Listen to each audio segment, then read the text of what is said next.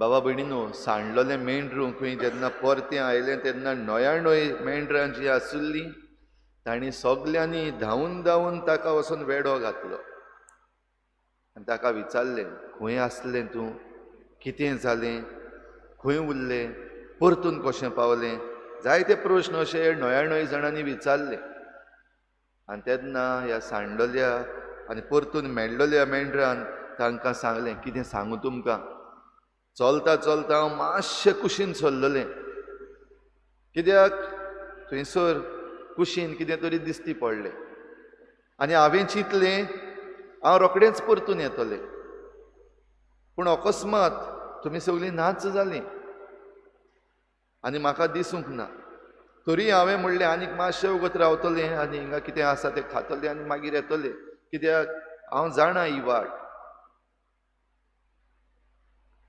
तकली वयर काडून पळयल्यार तुमी कोणूच दिसना जालीं. तेन्ना मातशी भिरांत आयली. एके वाटेन भिरांतीन मेळ्ळलें तें खातालें आनी दुसरे वाटेन तकली वयर काडून तुमी खंय पावल्यात तें पळयतालें. त्या बोवाळान हांव खंयचे वाटेन गेलें म्हाकाच खबर ना. मागीर आनीक मातशें भिरांत आयली आनी हांव धांवपाक लागलें. धांवता धांवता आसतना आदळून पडलें. तेन्ना म्हाका म्हज्या घोवळ्याचो उगडास आयलो. हांव तुमकां उलो मारूंक सोदतालें, घोवळ्याक उलो मारूंक सोदतालें, पूण ताळो कितें तरी जालो आनी बंद उरलो. आवाजूच भायर सरना जालो. आनीक भिरांत आयली आनी मागीर काळोख जालो आनी त्या काळखान जाता तितल्या व्हडल्यान हांवें बोवाळ मारली, पूण हांव नको, म्हजो आवाज घोडये कोणाकूच येवंक ना. म्हजेर भिरांत आयली आनी त्या भिरांतीन तरी पूण वाट सोदीत वेता वेता आसतना तें झिलकूट आसा त्या झिलकोट्याक हांव शिरकोन उरलें आनी मागीर म्हज्यान हालोंक जायना जालें. म्हाका दिसलें हांव मोत्तां म्हणून. आनी तेन्नाच घोवड्याक पळयलो. तो आयलो आनी ताणें म्हाका काडलो. त्यो खांदयो आसल्यो त्यो मोडल्यो आनी म्हाका उबारलें, कित्याक म्हज्यान आनीक जायना अशें दिसतालें. हांवें जीव सोडलेलो आनी घोवड्यान म्हाका हांगासर हाडलें. हे भाशेन जालां आसतलें. हीं 100 मेंढरां सांडलोलीं आनी एक मेंढरूं मेळ्ळें तेन्ना हांव म्हज्या नियाळाक चिंत्तालों कितें जालें काय म्हूण, आनी हें म्हज्या मनान आयलें हेच भाशेन घडये जालां आसतलें. भाव भयणीनो, आयज आमचें जायतें सांडलोलें आसा आनी आमी सगळीं सोदता. कोण आसा आमचे मदलो जो सोदिना? कोण ना जाल्यार कोणें कितेंय ना जाल्यार कितें तरी सोदता. सांडोंक ना ते पासून आमी सोदता, कित्याक आमकां आनीक जाय. सोदप आमच्या सैमांतूच आसा. कोण काजार जावपाक न्हवरो सोदता, कोण काजार जावपाक व्हंकल सोदता, कोण आपणा लागीं एक जॉब ना देखून जॉब सोदता. हिंगा तावन थिंगा, थिंगा तावन थिंगा, कितलेच इंटरव्यू दिता, जॉब सोदता. कोण आपल्या भुरग्यांक सोदता, घरांत आसात पूण नात तीं. कोण भुरगीं आपल्या आवय बापायक सोदता, तांचे बराबर रावतात पूण तीं मेळनात, आपल्या कामान गुल्ल आसात, तांकां वेळ ना, आवय बापायक सोदतात. कोण शिकपाचे आनिकूय पर्याय सोदतात, दुसरे प्लॅटफॉर्म सोदतात. कोण आपलो करियर सोदता. वेगवेगळे भाशेन आमी वेगवेगळ्यो वस्तू सोदता.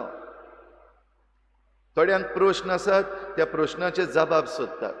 म्हणटच सोदप आमचे मनशांचें सैमीच. सोदता तें मेळत जाल्यार दुबाविरीत आमी सगळीं खुशाल जाता आनी हे खुशालकायेन कोणा लागीं तरी वांटूंक सोदता, शॅर करूंक सोदता की म्हाका मेळ्ळें, आतां हांव खुशाल. आमची खुशालकाय आमी दुसऱ्यां कडेन वाडटा. भाव भयणीनो, आयज आमची नदर जरी तर आमी आख्ख्या संवसाराक मारीत जाल्यार ह्या संवसारान, ह्या मनशा कुळान आयज जायतें सांडलोलें आसा. थोडीं जाणां तें सोदून पत्तून हाडूंक प्रयत्न करतात, भोव थोडें मेळटा. जाल्यार जायत्या जाणांक एक एकलो आपआपणाची वस्त सांडलोली सोदता, वो आपआपलें कितें सांडलोलें आसा वो कितें मेळोवंक सोदता तें सोदता आसतना जें कितें सगल्यांचें बाराबर सांडलोलें आसा ताचेर विसर पडलेलो आसा.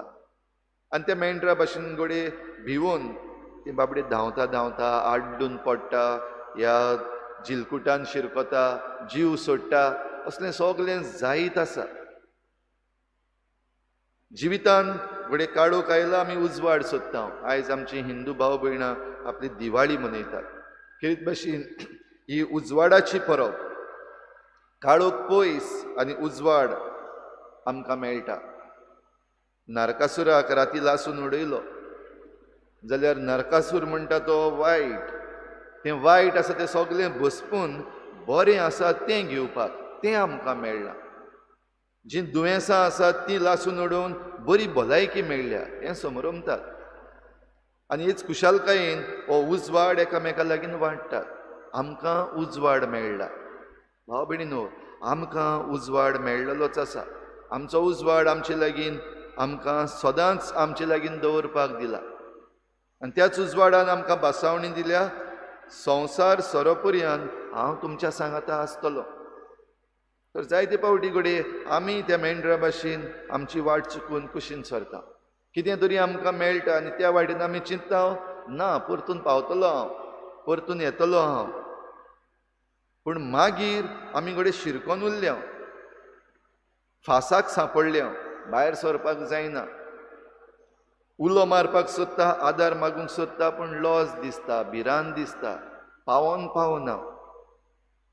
आनी सगलें केल्या उपरांत सगळे पर्याय सोदल्या उपरांत आमी परतून येवपाचे वा आमी सांडल्यात ती नव्यान मेळपाचे. मागीर आमी जीव सोडटा, निराशीपण. आनी ह्या निराशीपणान जायत्या जाणांनी आपलें जिवीत घडये विबाळलेलें आसा.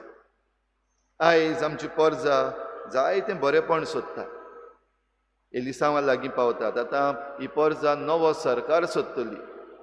काळोख घातलेलो आसा वो वायटान पडलेलो आसा तो सरकार कुशीन काडून नवो उजवाडाचो सरकार हाडपाक सोदतली.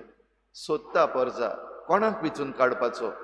कितलेच प्रतिनिधी आतां येतले, हातूंतलो कोण बरो सोदतात आमी. सोदप आमकां सैमीच. जाल्यार भाव भयणीनो, आयज आमी देवा लागीं ही कृपा मागुया. जशें पयल्या वाचपान आमकां उगडास केला बागेवन पावलून.